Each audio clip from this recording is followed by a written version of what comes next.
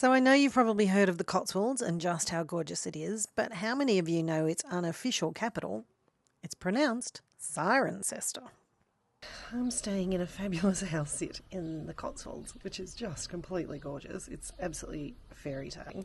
And we are looking after this little cat, and I'm just coming out to collect the milk. We get milk in bottles delivered by the milkman. Oh, I just dropped juice on your head. Sorry about that, sweetie. It's a gorgeous town in the heart of the Cotswolds. It's got some really incredible history to explore.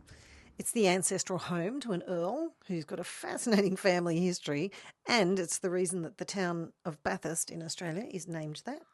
It's got lots of cool things to do and some amazing hidden gems to explore as well. So, should you visit? Absolutely. And let me show you some reasons why. This is one of the puppies we're looking after. Isn't you beautiful? You're so beautiful. And you're beautiful. It's a 2.5-hour drive from London through the picturesque English countryside, but it's about the same on public transport. I recommend the drive though because you get to stop at famous and historic towns like Banbury from the nursery rhyme, or Burford and Bibury, which are officially some of the prettiest towns in the Cotswolds. It's Banbury Cross.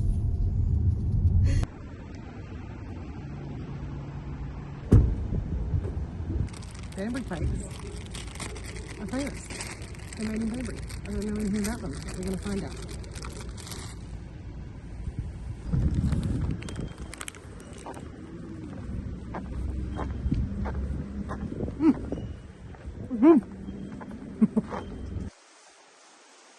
Yeah.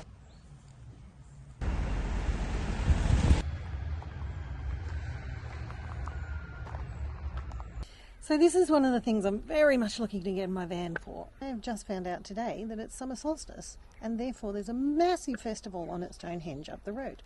And if I had my van right now, I'd be able to jump in my van and go up there and actually check it out.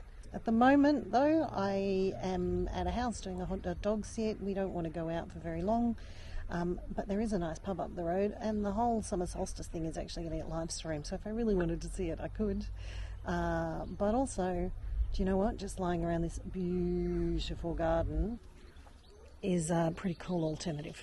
I should stop walking on the crunchy rocks before I talk to camera. I am in the sunny town of Cirencester. I'm heading up to the local pub to do some editing work actually. And I'm using this as a chance to do a little filming and see what the place is like. I think this might be a little sleepy town. Loving the book libraries here. Pussy's coming to say hello. Hey baby. Oh, look at you.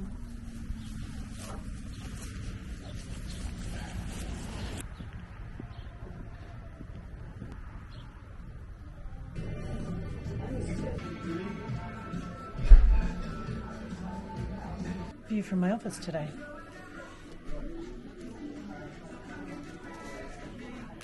Not so bad. History records markets operating in Cirencester since as far back as 1086, and they are still thriving.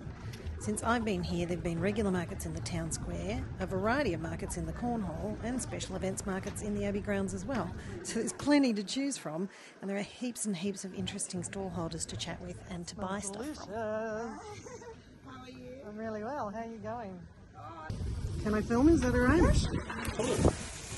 That looks amazing. What are your names? Lily and Tendai. Oh, very nice to meet you, and thank you for my breakfast. This is looking amazing. Check it out.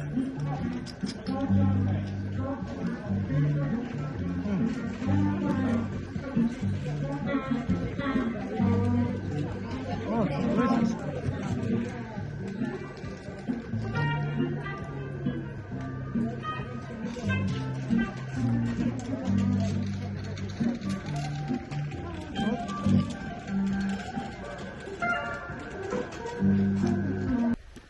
At the risk of jinxing it, I don't understand why everyone complains about the weather in England. It's been gorgeous.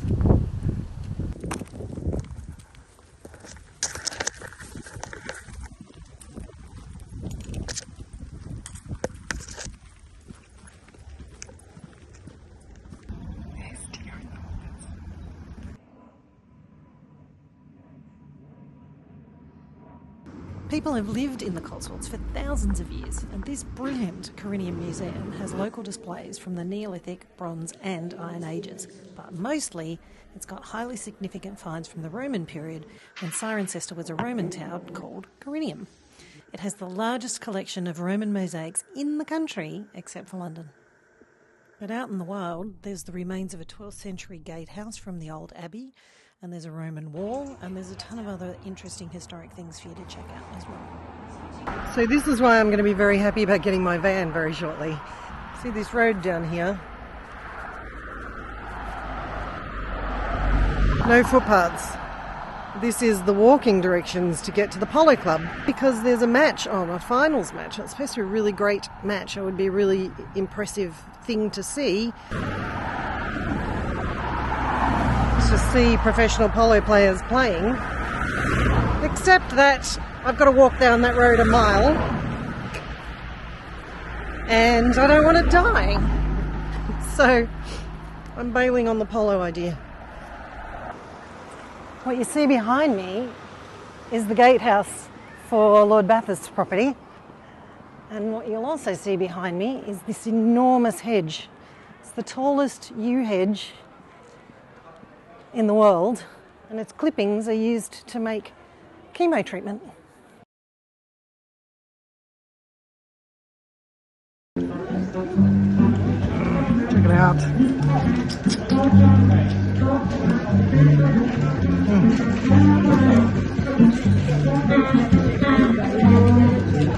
Oh, delicious.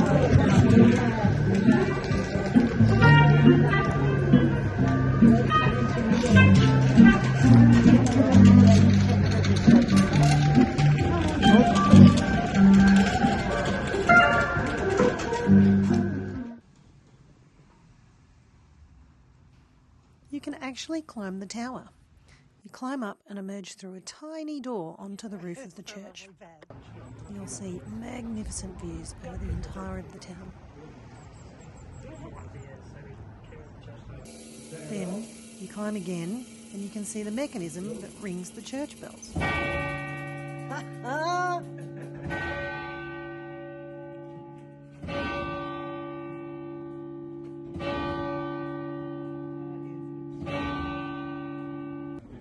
And then you climb a bit further to see the bells themselves.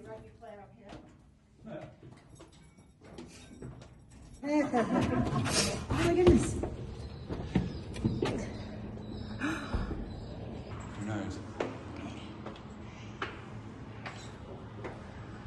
Oh, it's amazing. Then up again and you'll see ancient graffiti on the stairwell walls. And step out to the very top where the flagpole is.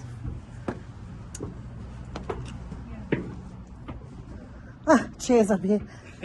On this side, you can see as far as the Ridgeway, the Salisbury Plain, and on the horizon. It's about 40 miles, I think. It goes right to the top. Yep. That's the monument to Queen Anne. Ah, I see, yes. I think the Queen Anne was responsible because the Bathurst title, as I said. Amazing views over the Bathurst estate and Cirencester Park. The BBC converted the flagpole to an antenna to broadcast Radio 4. And there are some funny looking gargoyles. That one's a punk. There's also a nesting box for the local raptors has been installed to help the bird population. You can actually watch a live stream of them if you like.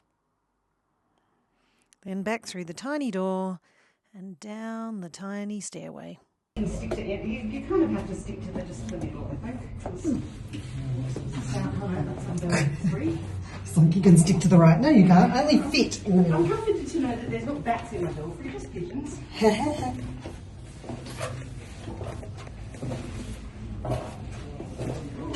Woo!